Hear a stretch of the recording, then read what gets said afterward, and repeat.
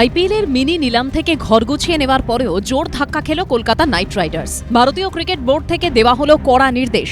বাংলাদেশের বাঁহাতি পেসার মুস্তাফিজুর রহমানকে ছেড়ে দিতে হচ্ছে শাহরুখ খানের কেকেআরকে। পরিবর্ত হিসেবে অবশ্য অন্য ক্রিকেটার নিতে পারবে নাইটরা। বাংলাদেশ জুড়ে প্রবল ভারত বিদ্বেষী হাওয়া, হিন্দু নিধনের অভিযোগ উঠছে প্রায়ই। এই পরিস্থিতিতে মুস্তাফিজুরকে নিলাম থেকে দলে নেওয়ায় শাহরুখ খানকেও কাঠগড়ায় তোলা হচ্ছিল।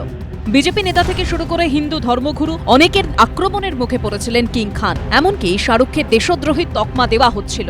যদিও পাল্টা অভিযোগে বিদ্ধ হতে থাকে ভারতীয় ক্রিকেট বোর্ডও। আইসিসি চেয়ারম্যান নিযুক্ত হওয়ার পরেও ভারতীয় ক্রিকেট যে এখনো জয়সার অঙ্গুলি হেলনেই চলে, ওয়াকিবহাল মহলের কারোরই তা অজানা নয়। বিরোধী দলগুলি থেকে পাল্টা বলা হচ্ছিল, কেন শাহরুখকে কাঠগড়ায় তোলা হচ্ছে, কেন নিলামে বাংলাদেশি ক্রিকেটারদের অন্তর্ভুক্ত করার সময় বোর্ডকে নিষেধ করা হলো না, কেন কেন্দ্র বা বিসিসিআই সেই সময় তৎপর হয়নি, কেন জয় শাহকে এ নিয়ে প্রশ্ন করা হচ্ছে না, কেন নির্দিষ্ট নিয়ম মেনে ক্রিকেটার কেনার পরেও কেকেআরকে সমালোচনা হজম করতে হচ্ছে। পুরোটাই কি বিসিসিআই এর সিদ্ধান্তকে আড়াল করার চেষ্টা? এরকম একাধিক প্রশ্ন ঘুরপাক খাচ্ছিল। বিতর্কের মাঝে শেষ পর্যন্ত পদক্ষেপ করল বোর্ড। কেকেআরকে বলে দেওয়া হলো ছেড়ে দিতে হবে মুস্তাফিজুর রহমানকে। বোর্ডের তরফে এখনো পর্যন্ত সরাসরি বলা না হলেও এর নেপথ্যে যে বাংলাদেশের মাটিতে বয়ে চলা প্রবল ভারত বিদ্বেষী হাওয়া, তা নিয়ে নিশ্চিত সকলেই। সংবাদ সংস্থা এএনআই-কে বোর্ডের সচিব দেবজিৎ সাইকিয়া বলেছেন, সাম্প্রতিক ঘটনাবলীর প্রেক্ষিতে মুস্তাফিজুর রহমানকে ছেড়ে দেওয়ার জন্য কেকেআরকে বোর্ড থেকে নির্দেশ দেওয়া হয়েছে।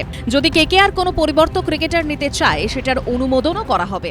Due to the recent developments which is going on all across, BCCI has instructed the franchisee KKR to release one of their player, Mustafizur Rahman of Bangladesh, from their squad. And BCCI has also said that if they ask for any replacement, BCCI is going to allow that replacement. When the BCCI will announce the ODI team of the team? So you know that from 11th of January, India is going to play New Zealand in 3-match ODI series. And today we have a meeting with the selectors. And in the afternoon, we are going to announce the squad for New Zealand series, who will be representing the country.